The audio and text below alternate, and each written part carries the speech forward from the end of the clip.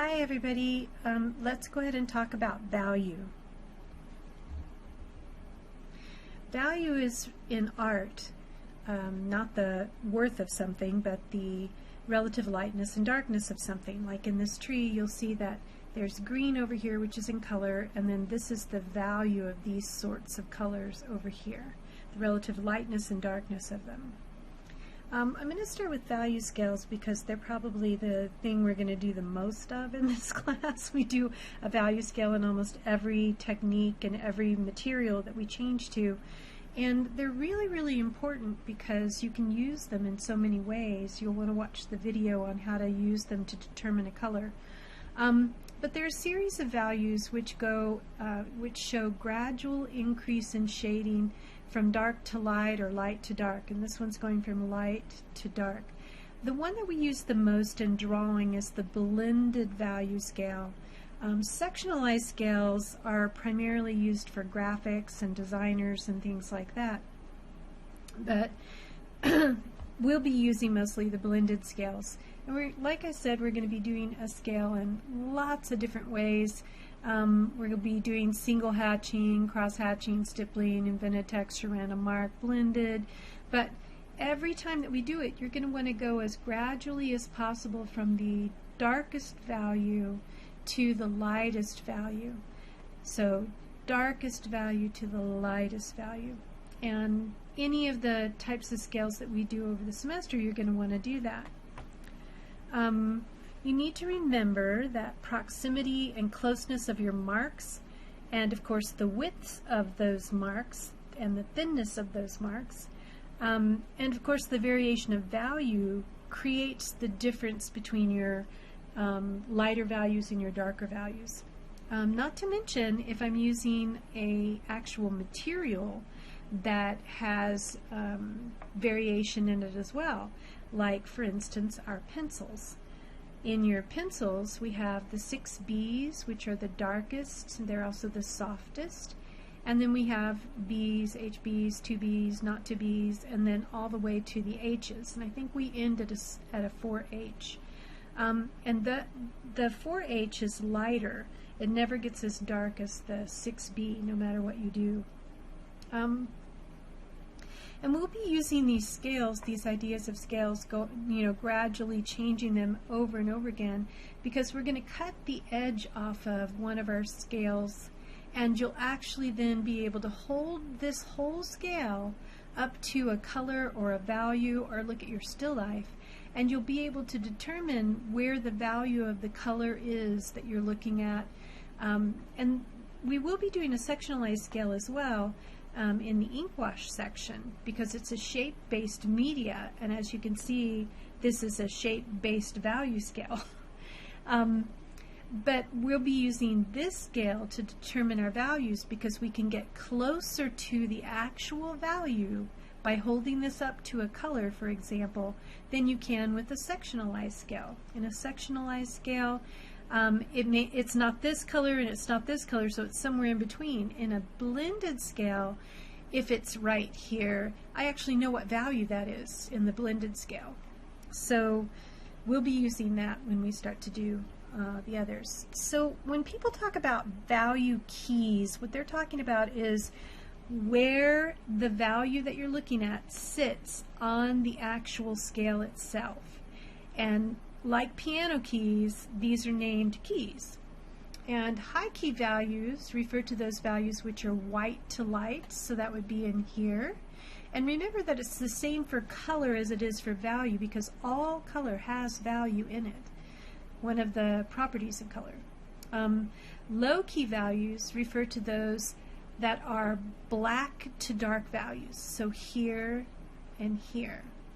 Mid or medium key values refer to those that are in the middle of the scale, which never use really any pure black or pure white, pure black or pure white.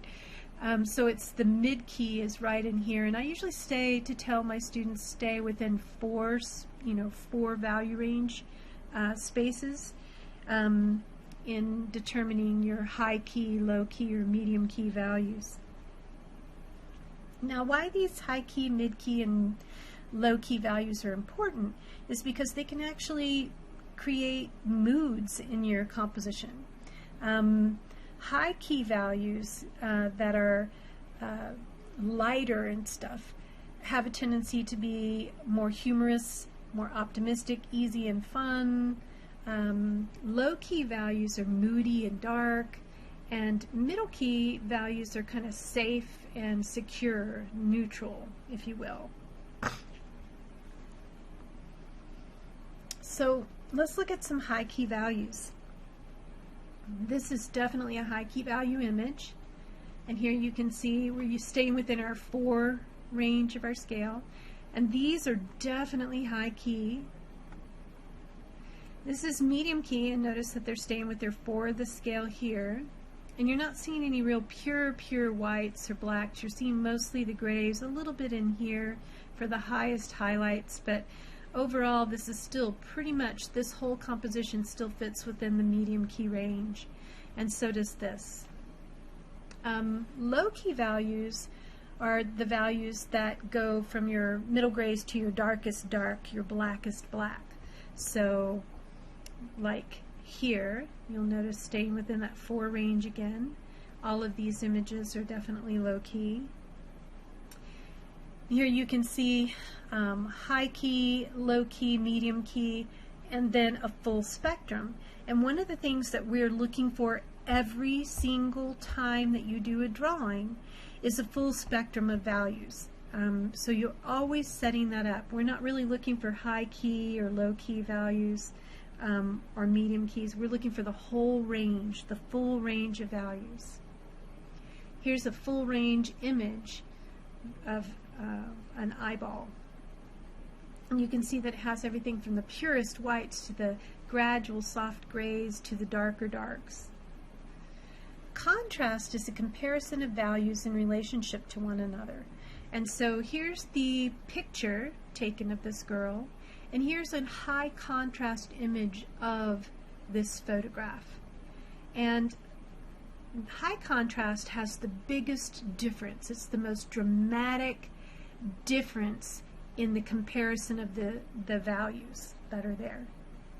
Low contrast values, this is the original picture. You can see it has some pure blacks in here and a few little pure whites. And then this is a low contrast image of this photograph. And low contrast means that there's minimal difference between the values that you're comparing in the composition, that the values are very closely related to one another. So high contrast images use the most different values possible, and then low contrast values try to stay within a grouping of each other, if that makes sense.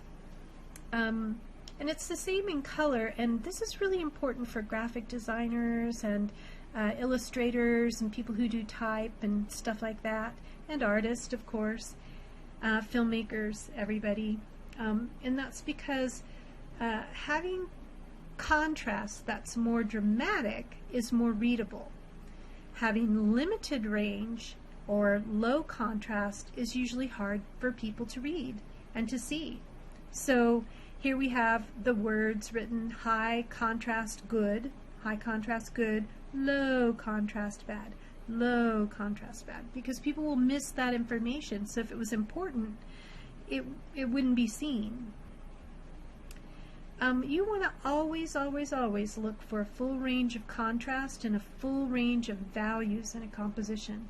I think that's one of the reasons that Lee Jeffries is so popular, is because he really uses a full range in his work. When they talk about achromatic value or an achromatic composition, what they're referring to is the fact that it has no color. There's no hue, there's no intensity. It's just value, meaning it's only the relative lightness and darkness. So here's the color wheel. It has pure hues and intensity. And then here's the black and white of that color wheel. And as if I took a picture in a black and white camera. And this is what it looks like in an achromatic composition. So here's two photos or images of Chuck Close's paintings, and they're actual self-portraits of him. And you can see the one on the right is achromatic and the one on the left is color. Now remember that color has three properties. It has hue, saturation, and value, which is sometimes called hue and intensity and value. And what that refers to is hue talks about the color that the color is and where it sits on the color wheel. Is it orange? Is it yellow? Is it green? Is it blue? So hue talks about the color that the color is. Saturation talks about the purity of the color. That's how it gets the word intensity used sometimes. So here you can see these are very intense colors. These have been added white and are much less intense. And these have added black added to them and it's much less intense. So in intensity it talks about the purity of the color, the saturation of the color. And then value, of course, talks about the relative lightness and darkness. So here's a scale. Here you can see these colors are following that scale, and the same with these colors. And the same thing's happening here. From your purest color here, it's being mixed with the other color across from it, and you can see that it's neutralizing as it gets to the center and becoming more grayed out or blackened out, if you will, darkened, and also less saturated as it gets to the center. Pigments are what paints are made out of, and lots of pigments have, well, all pigments have certain physical properties that enable it to absorb some color waves and reflect others, like all color does. And so here we're seeing a color wheel. I want you to look at this color wheel. This is supposedly the pure colors right here in the center, but you can tell they don't feel as saturated or as intense as these do. And when you add white to something, it's called a tint. When you add black to something, it's called a shade. And if you add black and white to something, then it's considered a tone. So a tint is just a small amount of white added to a color, and you can see this is an image that has a lot of tints in it. Of course, the opposite is black added to it, and you can see this is an image with a lot of black added to the colors. What people don't realize a lot is that value can actually create depth. And our eye, so squint your eye and look at this figure over here. Look at the whole thing, but you'll notice you keep coming here, and it's because this area right here seems so much closer to you. So you can create a lot of spatial depth by having your light values in the foreground and your dark colors in the background. However, you should also know that pure white and pure black have a tendency to come forward in the picture plane because they're in their purest state. So here you can see we definitely see the whites and the blacks feeling like they're closer physically to us than these grays are back here when you squint your eyes and look at the composition. Just like in this one, here we have more pure blacks in the front of this tree, and you're seeing atmospheric perspective, meaning the saturation of color and value has become neutralized as it goes back in space, and it neutralizes very fast if you have moisture in the air. Here in Albuquerque we have very little moisture, so we see a lot more distance than other places do because our atmosphere doesn't really get affected by the reflective light that's in water. Local value, just like local color, talks about the value that a object is or a color is. It's the natural value of a color or an object. And local color is the same thing. So there's also subjective color, and subjective color talks about the emotional impact of color. Whereas, local color is the color that an object actually is. So this rose is actually this color, And when we take the color out of it, this is the achromatic version of this flower. That's the local value, in other words. Plastic value refers to the illusion of volume and space created when modeled in value. Whereas decorative value is talking more about the essential flatness of the surface. The objects don't feel dimensional.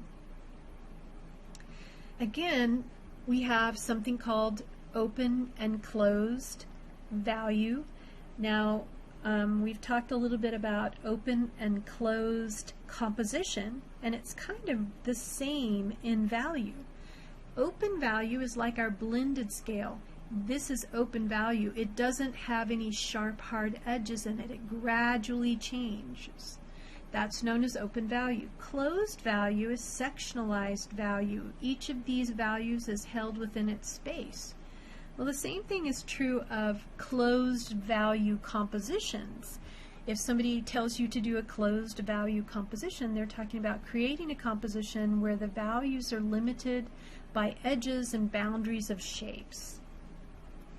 Whereas open value compositions gradually blend, like in this one where it kind of is amorphically moving in and out. It's really hard to see sharp, hard edges. This is the closest to the sharpest hard edge right here.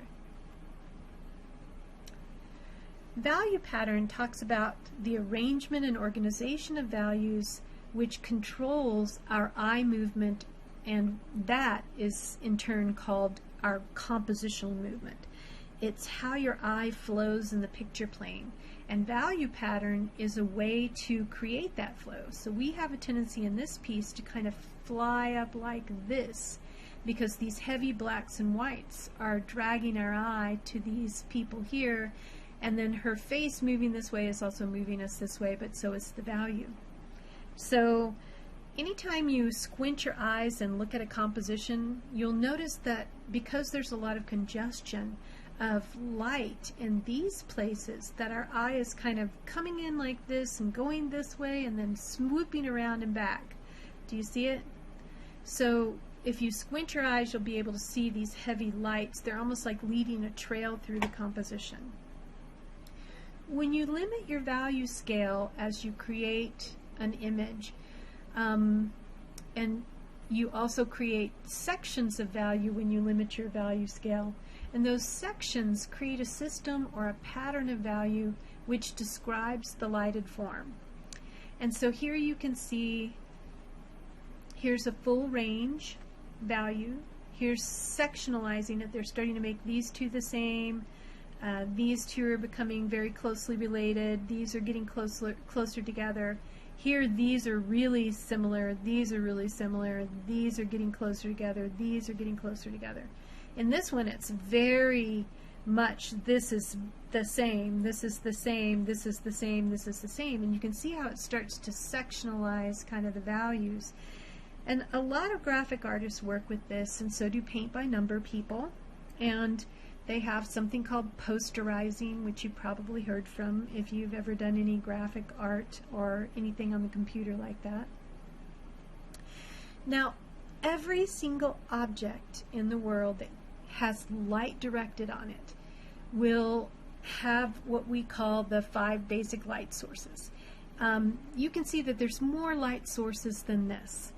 Obviously, there's the center light, the highlight, the halftone, the terminator, the core shadow, the reflected light, the cast shadow, and the occlusion shadow. These are old-timey definitions of stuff. We're really only going to be concerned with 5 of those. But the first thing that we're concerned with is our highlights, midtones, and shadows. When you light an object, you usually have a lighter portion, and then you have a middle portion, and then you have a darker portion if there's just one light source on it. So you want to pay attention to that gradual change. And what we talk about and why this is important is because often you could block in the general shape of this very quickly and then start to put in the detail, and that's called working form first, detail last. But let's talk about those a little bit more carefully. So here you can still see we still have the light tone, the mid-tone, and the shadows. Highlight, and these are the ones that we're going to be more concerned with in our class. We don't have to know occlusion shadow and stuff. Just know that it changes as it goes underneath the ball. But in your highlight, it's the reflection of the light source where it's closest to the light source. Transitional values usually are around that. Those are the gradual changes between the light tone area and the mid-tone area. And then reflected light is where the light bounces back off of this table and bounces back up onto the object here. So you're going to see whatever's out here, this area, and here, it's going to bounce back up onto this object. And that's known as the reflected light. And then the shadow area is any area that's not receiving any light. The core shadow is where the shadow first turns, or the object first turns away from the form. And then the cast shadow is, of course, the Peter Pan effect of the object blocking the light from getting to this plane. Every object you see in the world that has light on it has these kind of 5 types of light. Even your nose, you can see they still have mid-tones, cast shadows, highlights, core shadow, reflected light. It still has the same stuff.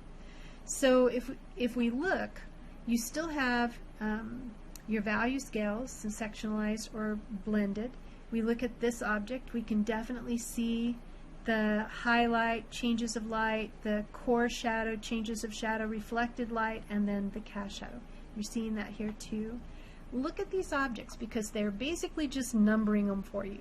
Number 1 is the highlight. Where do you see the highlight?